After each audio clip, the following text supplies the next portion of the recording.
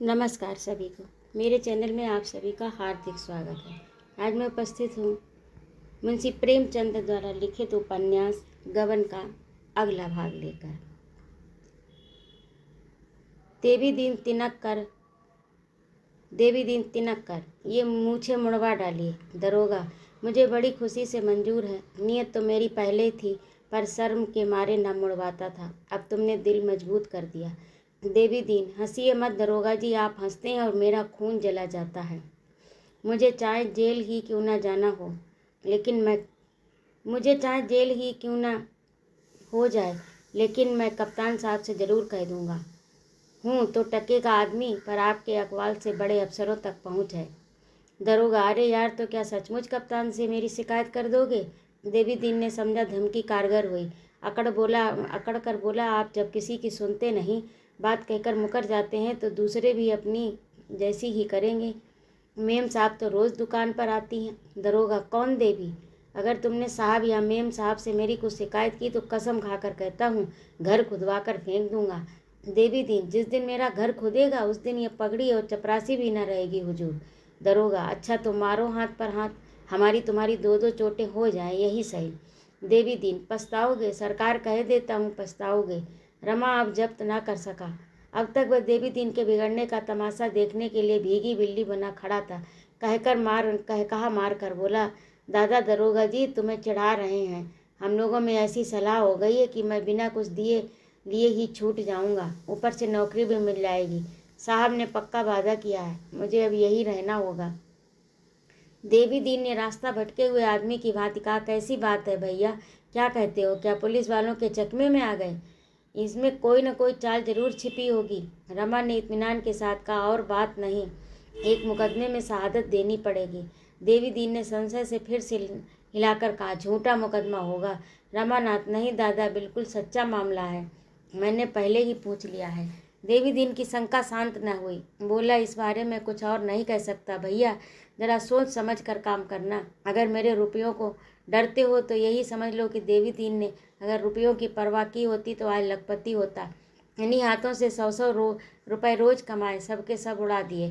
किस मुकदमे में शहादत देनी है, कुछ मालूम हुआ? दरोगा जी ने रमा को जवाब देने का अवसर न देकर कहा, वही डकैती वाला मामला है जिससे कई गरीब आदमियों की जान गई थी। इन डाकुओं ने सूबे भर में हंगामा मचा रखा था। उनके डर के मारे कोई गवाही देने को राजी नहीं होता। देवी दीन ने उपेक्षा के भाव से कहा, अच्छा तो ये मुखबिर बन गए, ये बात है। इसमें तो जो पुलिस सिखाएगी वही तुम्हें कहना पड़ेगा भैया। मैं छोटी समझ का आदमी हूँ, इन बातों का मर्म क्या जानूँ, पर मुझसे मुखबिर बनने को कहा जाता तो मैं न बनता, चाहे कोई लाख रुपए देता। बाहर के आदमी को क्या मालूम कौन अपराधी कौन बेकसूर। दो चार अपराधियों के साथ दो चार बेकसूर भी जरूर ही होंगे। दरोगा, हरगिज नहीं, जितने आदमी पकड़े गए वे सब पक्के डाकू हैं। देवी दीन, ये तो आप कहते हैं, हमें क्या मालूम। दरोगा, हम लोग बेगुनाहों को फंसाएं क्यों, ये तो सोचो। देवी दीन, ये सब भुगते बैठा हूँ दरोगा जी, इससे तो यही अच्छा है कि आप इनका चालान कर दें। 1-2 साल का जेल ही तो होगा। एक अधर्म के दंड से बचने के लिए बेगुनाहों का खून तो सिर न चढ़ेगा। रमा ने भीरुता से कहा, मैंने खूब सोच लिया दादा, सब कागज देख लिए, इसमें कोई बेगुनाह नहीं है। देवीदास ने उदास होकर कहा, भाई जान भी तो प्यारी होती है, कहकर वह पीछे घूम पड़ा। अपने मनोभाव को इससे स्पष्ट रूप से वह प्रकट न कर सकता। एकाएक उसे एक बात याद आ गई। मुड़कर बोला, तुम्हें कुछ रुपए देता जाऊं? रमा ने खिसियाकर कहा, क्या जरूरत है? दरोगा, आज से इन्हें यहीं रहना पड़ेगा। देवी दीन ने कर्कश स्वर में कहा, हाँ हुजूर, इतना जानता हूँ, इनकी दावत होगी, बंगला रहने को मिलेगा, नौकर मिलेंगे, मोटर मिलेगी, ये सब जानता हूँ। कोई बाहर का आदमी इनसे मिलने ना पावेगा, ना ये अकेले जा सकेंगे, ये सब देख चुका हूँ। ये कहता हुआ देवी दीन तेजी से कदम उठाता हुआ चल दिया, मानो वहाँ उसका दम घुट रहा हो। दरोगा ने उसे पुकारा, पर उसने फिरकर नहीं देखा।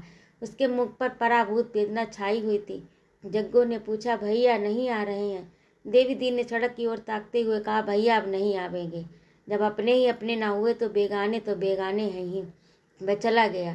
बुढ़िया भी पीछे पीछे भुनभुनाती चली।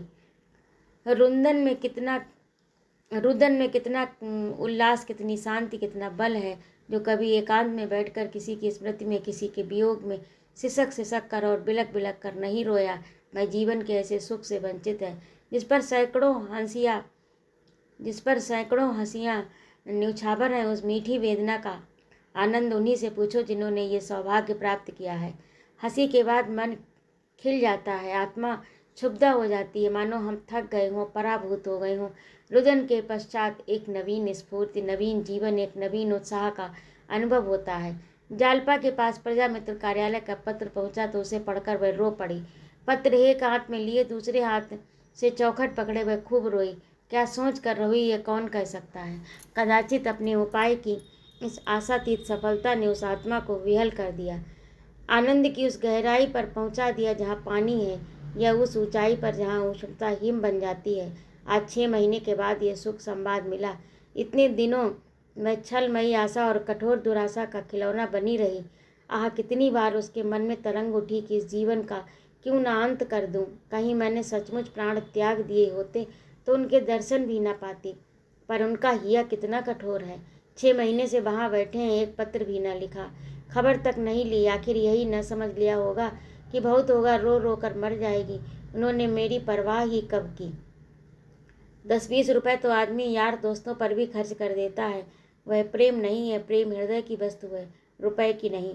जब तक रमा का कुछ पता न था, जालपा सारा इल्जाम अपने से रखती थी, पर आज उनका पता पाते ही उसका मन अकस्मात कठोर हो गया। तरह तरह के सिकवे पैदा होने लगे।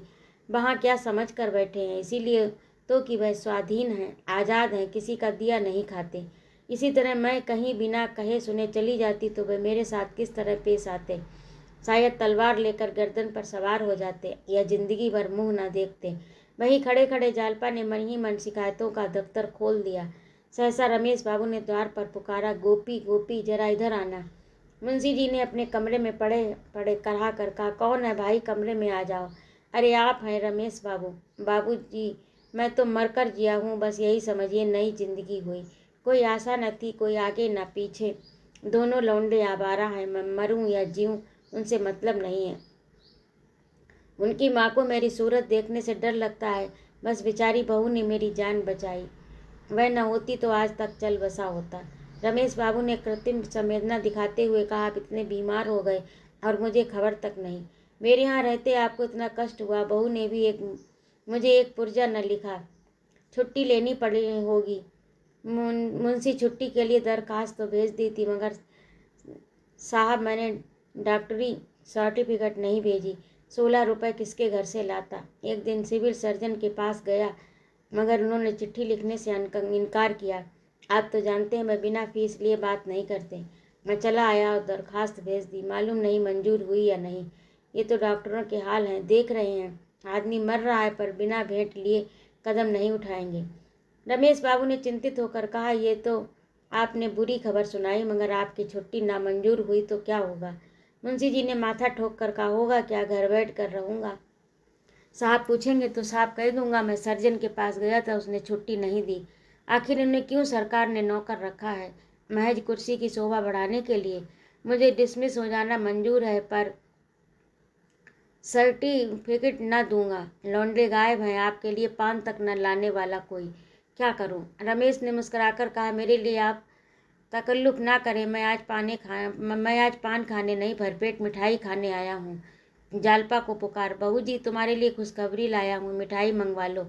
जालपा ने पान की तस्तरी उनके सामने रख कर कहा, पहले वह खबर सुनाइए। शायद अब आप जिस खबर को नई नई समझ रहे हो वह पुरानी हो गई है। रमेश जी कहीं हो ना रमानाथ का पता चल गया, कलकत्ता में है। जालपा, मुझे पहले ही मालूम हो चुका है। मुंशी जी झपट कर उठ बैठे, उनका ज्वर मानो भागकर उत्सुकता की आड़ में जा छिपा। रमेश का हाथ पकड़ कर बोले, मालूम हो गया, कलकत्ते में है। कोई खत आया था। रमेश, खत नहीं था, एक पुलिस इंक्वायरी थी। मैंने कह दिया उन पर किसी तरह का इल्ज़ाम नहीं। तुम्हें कैसे मालूम हुआ बहू जी। जालपा ने अपनी स्कीम बयान की, प्रजा मित्र कार्यालय का पत्र भी दिखाया। पत्र के साथ रुपयों की एक रसीद थी जिस पर रमा का हस्ताक्षर था। रमेश, दस्तखत तो रमा बाबू का है, बिल्कुल साफ, धोखा हो ही नहीं सकता। मान गया बहू जी तुम्हें, वाह क्या हिकमत निकाली है। हम सबके कान काट लिए, किसी को न सूझी। अब जो सोचते हैं तो मालूम होता कितनी आसान बात थी, किसी को जानना चाहिए जो बच्चा को पकड़ कर घसीट लाए। ये बातचीत हो रही थी कि रतन आ पहुंची। जालपा ने उसे देखते ही वहाँ से निकली और गले में लिपट कर बोली, बहन कलकत्ता से पत्र आ गया। वही हैं रतन, मेरे सिर की कसम। जालपा, हाँ सच कहती हूँ, खत देखो ना। रतन तो आज ही चली जाओ। जालपा, यही तो मैं सोच रही हूँ, तुम चलोगी? रतन, चलने को तो मैं तैयार हूँ, लेकिन अकेला घर किस पर छोड़ूं बहन। मुझे मणिभूषण पर कुछ स्वभाव होने लगा। उसकी नीयत अच्छी नहीं मालूम होती। बैंक में 20,000 रुपये से कम न थे, सब न जाने कहाँ उड़ा दिए। कहता है क्रियाकर्म में खर्च हो गए। हिसाब मांगती हूँ तो आंखें दिखाता है। दफ्तर की कुंजी अपने पास रखे हुए, मांगती तो टाल जाता है। मेरे साथ कोई कानूनी चाल चल रहा है। डरती हूँ मैं उधर जाऊँ। इधर वह सब कुछ ले देकर चलता बने। बंगले के ग्राहक आ रहे। मैं भी सोचती हूँ गांव में जाकर शांति से पड़ी रहूँ। बंगला बिक जाएगा तो नगद रुपए हाथ आ जाएंगे। मैं न रहूँगी तो शायद ये रुपए मुझे देखने को भी न मिले। गोपी को साथ लेकर आज ही चली जाओ। रुपए का इंतजाम मैं कर दूंगी। जालपा, गोपीनाथ तो शायद न जा सकें। दादा की दवा दारू के लिए भी तो कोई चाहिए। रतन, भाई मैं कर दूंगी। मैं रोज़ सवेरे आ जाऊंगी और दवा देकर चली जाऊंगी। शाम को भी एक बार आ जाया करूंगी। जालपा ने मुस्कुराकर कहा, और दिन भर उनके पास कौन बैठा रहेगा? रतन, मैं थोड़ी देर बैठी भी रहा करूंगी, मगर तुम आज ही जाओ। बेचारे बाहर न जाने किस दशा में होंगे। तो यही तय रही ना। रतन मुंशी जी के कमरे में गई तो रमेश बाबू उठकर खड़े हो गए। बोले, आइए देवी जी, रमा बाबू का पता चल गया। रतन, इसमें आधा श्रेय मेरा है। रमेश, आपकी सलाह से तो हुआ ही होगा। अब उन्हें यहाँ लाने की फिक्र करनी है। रतन, जालपा चली जाए और पकड़ लाए, गोपी को साथ ले जाए। आपको इसमें कोई आपत्ति तो नहीं है दादाजी? मुंशी जी को आपत्ति तो थी। उनका बस चलता तो इस अवसर पर 10-5 आदमियों को जमा कर लेते, फिर घर के आदमियों के चले जाने पर कोई आपत्ति न होती। मगर समस्या ऐसी आ पड़ी कि कुछ न बोल सके। गोपी कलकत्ता की सैर का ऐसा अच्छा अवसर पाकर क्यों न खुश होता। विसंबत दिल में ऐंठ कर रह गया। विधाता ने उसे छोटा न बनाया होता तो आज उसकी ये हक तलफी न होती। गोपी ऐसे कहाँ के बड़े होशियार हैं, जहाँ जाते हैं कोई न कोई चीज़ खो आते हैं। हाँ, मुझसे बड़े हैं। इस दैवी विधान से उसे मजबूर कर दिया। रात को 9 बजे जालपा चलने को तैयार हुई। सास ससुर के चरणों पर सिर झुकाकर आशीर्वाद लिया। विशंबर रो रहा था। उसे गले लगाकर प्यार किया और मोटर पर बैठी रतन स्टेशन तक पहुंचाने के लिए आई। मोटर चली तो जालपा ने कहा, बहन कलकत्ता तो बहुत बड़ा शहर होगा, वहाँ कैसे पता चलेगा? रतन, पहले प्रजा मित्र के कार्यालय में जाना, वहाँ से पता चल जाएगा। गोपी, बाबू तो हैं ही। जालपा, ठहरूंगी कहाँ? रतन, कहीं धर्मशाले हैं। नहीं, होटल में ठहर जाना। देखो, रुपए की ज़रूरत पड़े तो मुझे तार देना, कोई न कोई इंतजाम करके भेजूंगी। बाबूजी आ जाएं तो मेरा बड़ा उपकार हो जाए। ये मणिभूषण मुझे तबाह कर देगा। जालपा, होटल वाले बदमाश तो ना होंगे? रतन, कोई जरा भी शरारत करे तो ठोकर मारना, बस कुछ पूछना मत। ठोकर जमा कर तब बात करना। कमर से एक छुरी निकाल कर इसे अपने पास रख लो, कमर में छिपाए रखना। मैं जब कभी बाहर निकलती तो इसे अपने पास रख लेती हूँ। इससे दिल बड़ा मजबूत रहता है। जो मर्द किसी स्त्री को छेड़ता है उसे समझ लो कि पल्ले सिरे का कायर, नीच और लंपट है। तुम्हारी छुरी की चमक और तुम्हारे तेवर देख कर ही उसकी वासना शांत हो जाएगी। सीधा दुम दबाकर भाग जाएगा। लेकिन अगर ऐसा मौका आ ही पड़े जब तुम्हें छुरी से काम लेने के लिए मजबूर हो जाना पड़े तो जरा सी मत झिझकना, छुरी लेकर पिल पड़ना। इसकी बिल्कुल फिक्र मत करना कि क्या होगा क्या न होगा। जो कुछ होगा वो हो जाएगा। जालपा ने छुरी ले ली पर कुछ बोली नहीं। उसका दिल भारी हो रहा था। इतनी बातें सोचने और पूछने की थी कि उनके विचार से ही उनका दिल बैठा जाता था। स्टेशन आ गया। कुलियों ने असबाब उतारा। गोपी टिकट लाया। जालपा पत्थर की मूर्ति की भांति प्लेटफार्म पर खड़ी रही, मानो चेतना शून्य हो गई। किसी बड़ी परीक्षा के पहले हम मौन हो जाते हैं। हमारी सारी शक्तियाँ उस संग्राम की तैयारी में लग जाती हैं। रतन ने गोपी से कहा, होशियार रहना। गोपी इधर कई महीनों से कसरत करता था। चलता तो मुड्डे और छाती को देखा करता। देखने वालों को तो वह ज्यों का त्यों मालूम होता, पर अपनी नज़र में कुछ और हो गया था। शायद उसे आश्चर्य होता था कि उसे आते देखकर लोग रास्ते से नहीं हट जाते। क्यों उसके डील डौल से भयभीत नहीं हो जाते? अकड़ कर बोला, किसी ने जरा ची चपड़ की तो तोड़ दूंगा। रतन मुस्कराई। ये तो मुझे मालूम है, सो मत जाना। ये तो मुझे मालूम है, सो मत जाना। गोपी पलक तक तो झपकेगी नहीं, मजाल है नींद आ जाए। गाड़ी आ गई। गोपी ने एक डिब्बे में घुसकर कब्जा जमाया। जालपा की आंखों में आंसू भरे थे। बोली, बहन आशीर्वाद दो, उन्हें लेकर सकुशल लौट आऊं। इस समय उसका दुर्बल मन कोई आश्रय, कोई सहारा, कोई बल ढूंढ रहा था। आशीर्वाद और प्रार्थना के सिवा बल उसे कौन प्रदान करता? यही बल और शांति का वह अक्षय भंडार है जो किसी को निराश नहीं करता, जो सबकी बाह पकड़ता है, सबका बेड़ा पार लगाता है। इंजन ने सीटी दी। दोनों सहेलियां गले मिली। जालपा गाड़ी में जा बैठी। रतन ने कहा, जाते ही जाते खत भेजना। जालपा ने सिर हिलाया। अगर मेरी ज़रूरत मालूम हो तो तुरंत लिखना, मैं सब कुछ छोड़कर चली आऊँगी। जालपा ने सिर हिला दिया। रास्ते में रोना मत। जालपा हंस पड़ी। गाड़ी चल दी। देवी दीन ने चाय की दुकान उसी दिन से बंद कर दी और दिन भर उस अदालत की खाक छानता फिरता जिसमें डकैती का मुकदमा पेश था। रमानाथ की शहादत हो रही थी। 3 दिन रमा की शहादत बराबर होती रही। तीनों दिन देवी दीन ने न कुछ खाया न सोया। आज भी उसने घर आते ही कुर्ता उतार दिया और पंखिया लेकर झलने लगा। फागुन लग गया था। कुछ कुछ गर्मी शुरू हो गई थी, पर इतनी गर्मी न थी कि पसीना बहे या पंखे की ज़रूरत हो।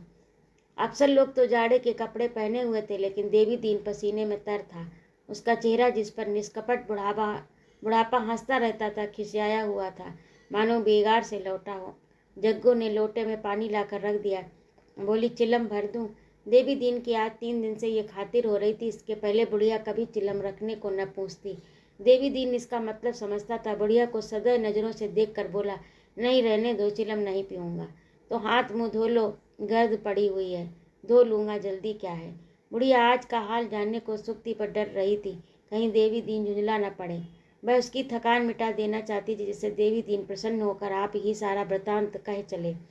तो कुछ जलपान कर लो, दोपहर को भी तो कुछ नहीं खाया। मिठाई लाऊं? लाओ, पंखी मुझे दे दो। देवी दीन ने पंखिया दे दी। बुढ़िया झलने लगी। 2-3 मिनट तक आंखें बंद करके बैठे रहने के बाद देवी दीन ने कहा, आज भैया की गवाही खत्म हो गई। बुढ़िया का हाथ रुक गया। बोली, तो कल से वह घर आ जाएंगे? देवी दीन, अभी नहीं छुट्टी मिली जाती, यही बयान दीवानी में देना पड़ेगा। और अब वह यहाँ आने ही क्यों लगे? कोई अच्छी जगह मिल जाएगी, घोड़े पर चढ़े चढ़े घूमेंगे। मगर है डॉक्टर पक्का मतलबी, 15 बेगुनाहों को फंसा दिया। घोड़े पर चढ़े चढ़े घूमेंगे, मगर है पक्का मतलबी, 15 बेगुनाहों को फंसा दिया।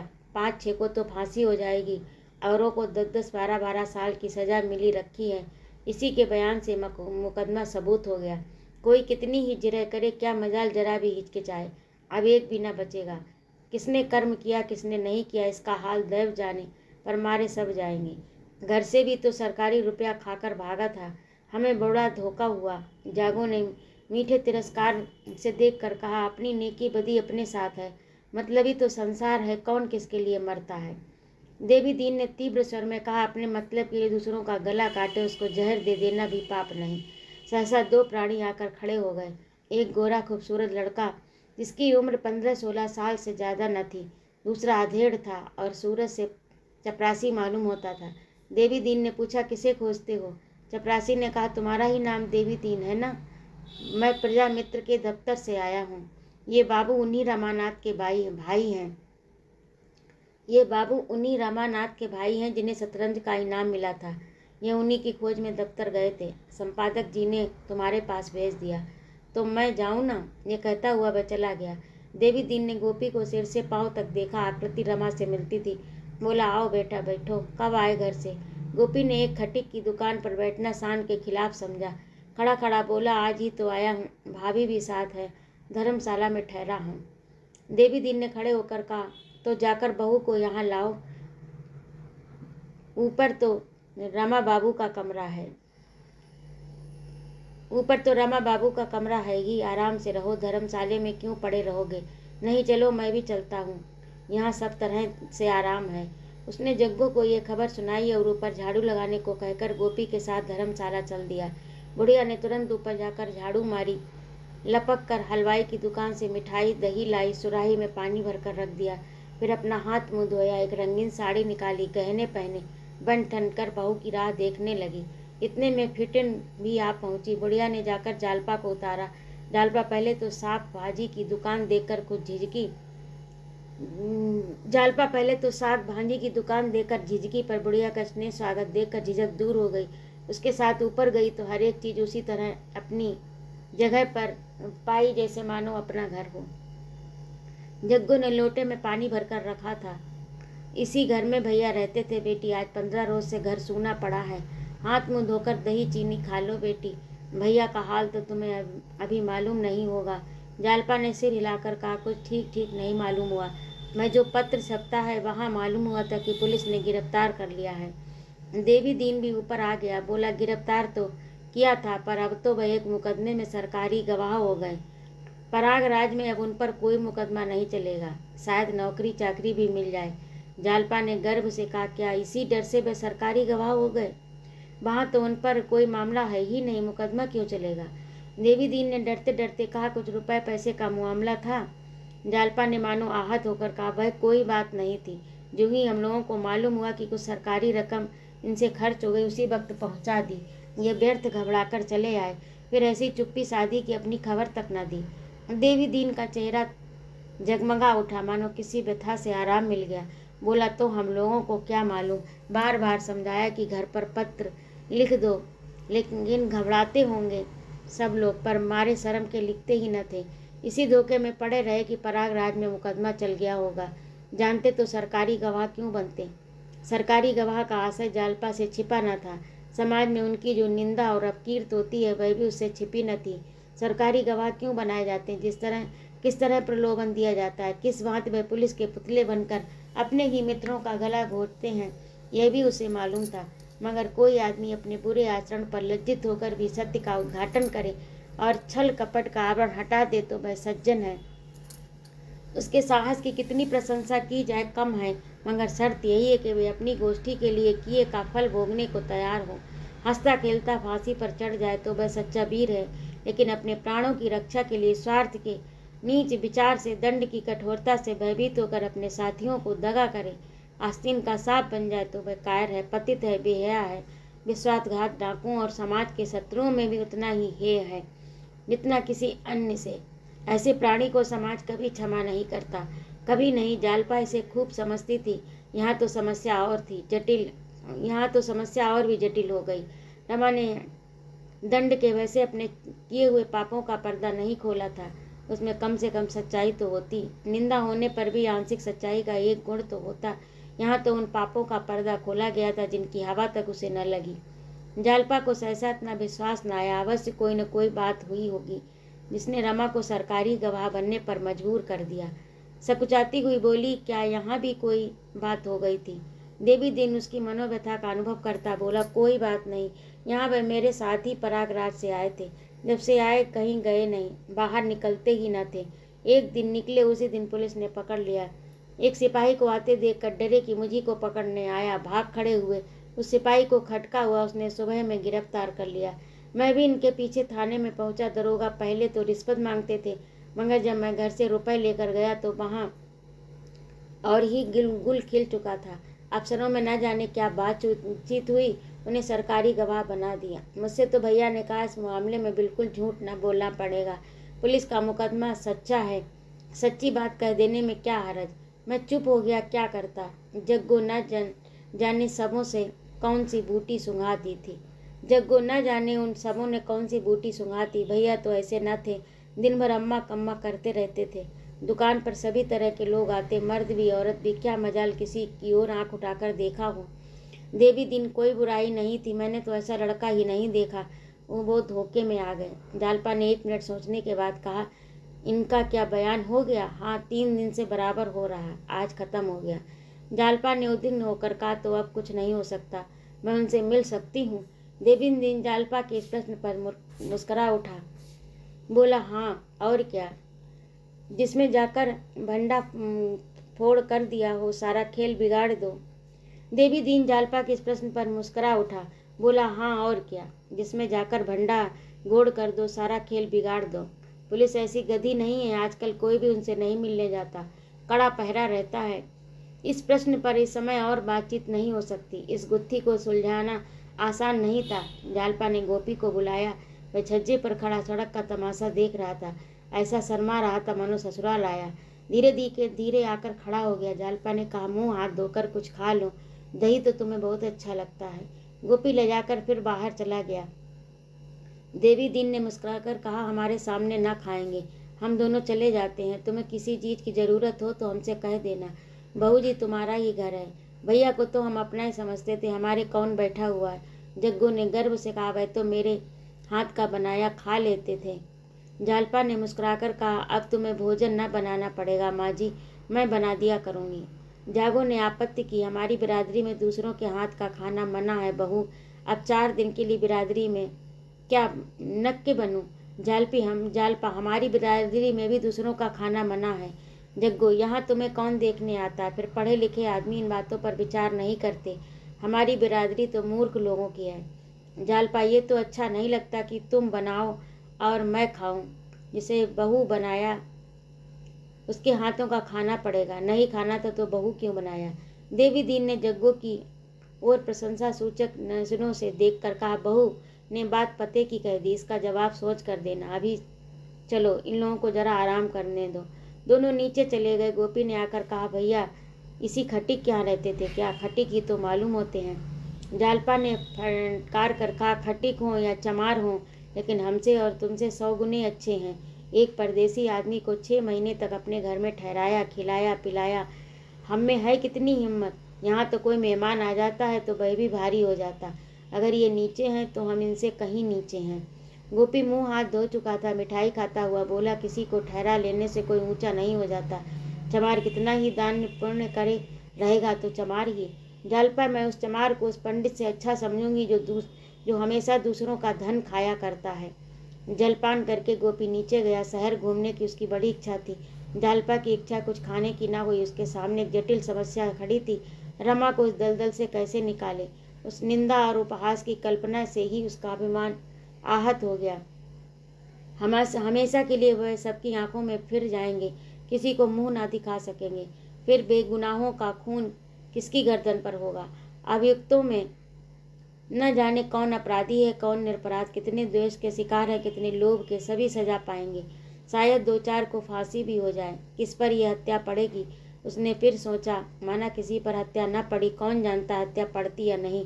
लेकिन अपने स्वार्थ के लिए कितनी बड़ी नीचता है। यह कैसे इस बात पर राजी हो गए? अगर म्यूनिसपैलिटी के मुकदमा चलाने का भय भी था तो 2-4 साल की कैद के सिवा और क्या होता? उससे बचने के लिए इतनी घोर नीचता पर उतर आए। अब अगर मालूम भी हो जाए कि म्यूनिसपैलिटी कुछ नहीं कर सकती तो अब हो ही क्या सकता है? इतनी शहादत तो हो ही गई। सहसा एक बात और किसी भारी कील की तरह उसके हृदय में चुभ गई। क्यों ना ये अपना बयान बदल दे? उन्हें मालूम हो जाए कि म्यूनिसपैलिटी उनका कुछ नहीं कर सकती तो शायद वह खुद ही अपना बयान बदल दें। ये बात उन्हें कैसे बताई जाए? किसी तरह संभव है। वह अधीर होकर नीचे उतर आई। देवी दीन को इशारे से बुलाकर बोली, क्यों दादा, उनके पास कोई खत भी नहीं पहुंच सकता? पहरे वालों को 10-5 रुपए देने से तो शायद पहुंच जाए। देवी दीन ने गर्दन हिलाकर कहा, मुश्किल है। पहरे पर बड़े जचे हुए आदमी रखे गए हैं। मैं 2 बार गया था, सब उन्हें फाटक के सामने खड़ा भी न होने दिया। उस बंगले के आसपास क्या है? एक और तो दूसरा बंगला है, एक और एक कलमी आम का बाग है, सामने सड़क है। हाँ, शाम को घूमने घामने तो निकलते ही होंगे। हाँ, बाहर कुर्सी डालकर बैठते हैं। पुलिस के 2-1 अफसर भी साथ रहते हैं। अगर कोई इस बाग में छिपकर बैठे तो कैसा हो? जब उन्हें अकेले देखे खत फेंक दे, वह जरूर उठा लेंगे। देवी दीन ने चकित होकर कहा, हाँ हो सकता है, लेकिन अकेले मिले तब तो। जरा और अंधेरा हुआ तो जालपा ने देवी दीन को साथ लिया। रमानाथ का बंगला देखने चली। एक पत्र लिखकर जेब में रख लिया। बार बार देवी दीन से पूछती, अब कितनी दूर है? अच्छा, अभी इतनी ही दूर है। वहाँ हाथे में रोशनी तो होगी। उसके दिल में लहरें सी उठने लगी। रमा अकेले टहलते हुए मिल जाए तो क्या पूछना। रूमाल में बांधकर खत को उनके सामने फेंक दूं, उनकी सूरत बदल गई होगी। सहसा उसे शंका हो गई, कहीं यह पत्र पढ़कर अपना बयान न बदल दे, तब क्या होगा? कौन जाने अब मेरी याद भी उन्हें है या नहीं। कहीं मुझे देखकर वह मुंह न फेर लें। उस शंका से वह सहम उठी। देवी दीन से बोली, क्यों दादा, वह कभी घर की चर्चा करते थे? देवी दीन ने सिर हिलाकर कहा, कभी नहीं, मुझसे तो कभी नहीं की। उदास बहुत रहते थे। इन शब्दों ने जालपा की शंका को और भी सजीव कर दिया। शहर की घनी बस्ती से ये लोग दूर निकल आए। चारों ओर सन्नाटा था। दिन भर वेग से चलने के बाद इस समय पवन भी विश्राम कर रहा था। सड़क के किनारे के वृक्ष, मैदान चंद्रमा के मंद प्रकाश में हतोत्साह निर्जीव से मालूम होते थे। जालपा को ऐसा आभास होने लगा कि उसके प्रयास का कोई फल नहीं, उसकी यात्रा का कोई लक्ष्य नहीं। इस अनंत मार्ग में उसकी दशा उस अनाथ जैसी है जो मुट्ठी भर के लिए द्वार द्वार फिरता है। अगले द्वार पर उसे क्या मिलेगा? गालियाँ मिलेंगी, फिर भी वह हाथ फैलाता है, बढ़ती मनाता है। आशा का अवलंब नहीं, निराशा की अवलंब है। एकाएक सड़क के दाहिनी ओर बिजली का प्रकाश दिखाई दिया। देवी दी ने एक बंगले की ओर उंगली उठाकर कहा, यही उनका बंगला है। जालपा ने डरते डरते इधर उधर देखा, मगर बिल्कुल सन्नाटा छाया हुआ था।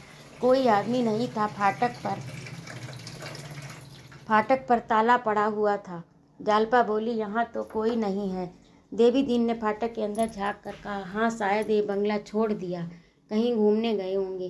घूमते जाते तो द्वार पर पहरा होता, ये बंगला छोड़ दिया तो लौट चले, नहीं जरा पता लगाने चाहिए कहाँ गए।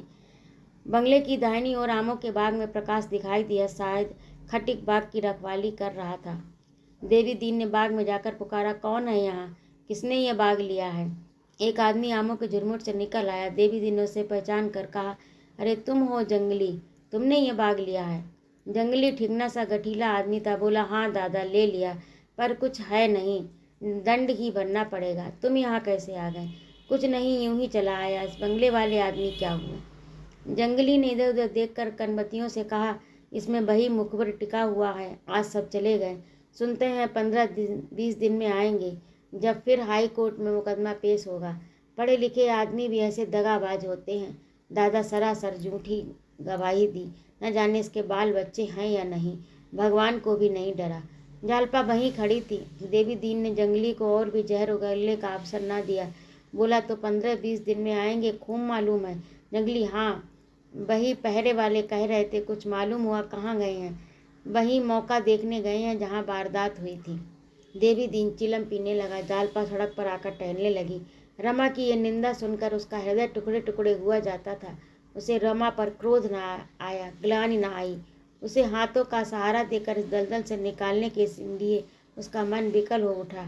रमा चाहे उसे दुत्कार ही क्यों न दे, उसे ठुकरा ही क्यों न दे, वह उसे अपयश के अंधेरे खंड में नहीं गिरने देगी। जब दोनों वहाँ से चले तो जालपा ने पूछा, इस आदमी से कह दिया कि जब वह आ जाए तो हमें खबर दे दे?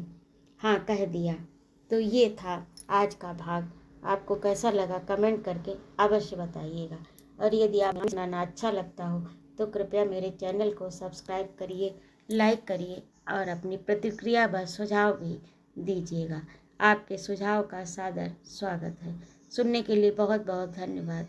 जय माँ भारत।